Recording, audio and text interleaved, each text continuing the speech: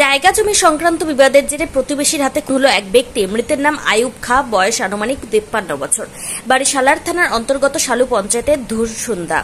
প্রতিবেশীর মিলন শেখ হাতে খুন হয়েছেন বলেই অভিযোগ। পুলিশ দেহ উদ্ধার করে ময়নাতদন্তের জন্য পাঠালো।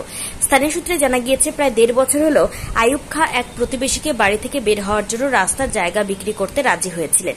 এর জন্য কিছু টাকা বায়নাও নিয়েছিলেন, কিন্তু 1.5 বছর পেরিয়ে যাওয়ার পরেও বাকি টাকা দিয়ে জায়গা কিনতে গড়িমসি দেখানোর জন্য এদিন গন্ডগোলের সূত্রপাত।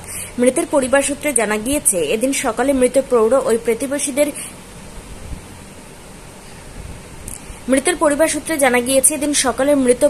ওই প্রতিবেশীদের কাছে জমির বাকি টাকা চাইতে গিয়েছিলেন, কিন্তু প্রতিবেশীরা তাতে রাজি না হয় ওই বিতর্কিত জমি আইয়ুব খান বাঁশের বেড়া দিয়ে ঘেরার চেষ্টা করেছিলেন।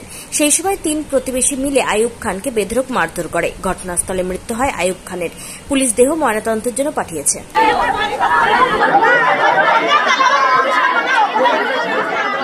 আমরা ওদের কাছে জায়গাটা রাস্তাটা বেঁচেছিল, ডেট ছিল 1 বছর 6 মাস ডেট দিয়েছিল, যে 6 মাস ডেট দিচ্ছে না, 2 মাস 2 বছর লাগিয়ে দিল। তাই দিয়ে টাকা চাইতে গেল, তাইতে বলছে টাকা তো ধারি না, তোর টাকা জায়গা তো ধারি না। তাই বললো, তাই তো বলছে জায়গা ধারি না, তাহলে আমি বেড়া দেবো বলি বেড়া দিয়ে দিল। বেড়া দিয়ে দিল বলে তখন বলছে হবে শালা ও কাছে দা তো বেড়া দিবে দাঁড়া দিয়ে আমার বেড়া খুললে আমার তো ওয়াকে তখন লাগলো বেড়াইতে বেড়িতে লাগলো। আমি এমনি করে ধরে তখন বলছে যে আমার ছেড়ে দাও তা আমাকে এমনি করে ঢাকালি দিয়ে একবারে লাগলো পিটিতে।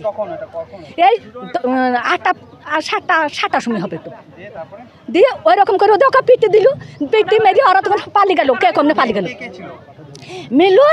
মিলন আর মিলনের বেটা, 2টো বেটা, আর মিলন আর হীরা।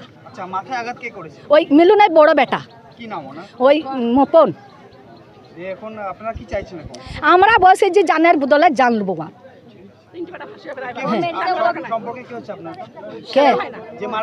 আমার স্বামী, ওর নাম আইয়ুব খাঁ, বয়স তাও 27।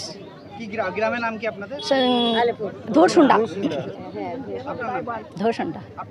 আমার নাম লক্ষ্মী বিবি।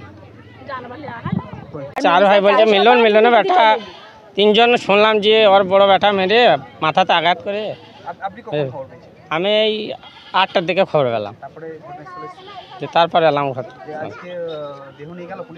পুলিশ নিয়ে গেল ওখানে ময়নাতদন্ত।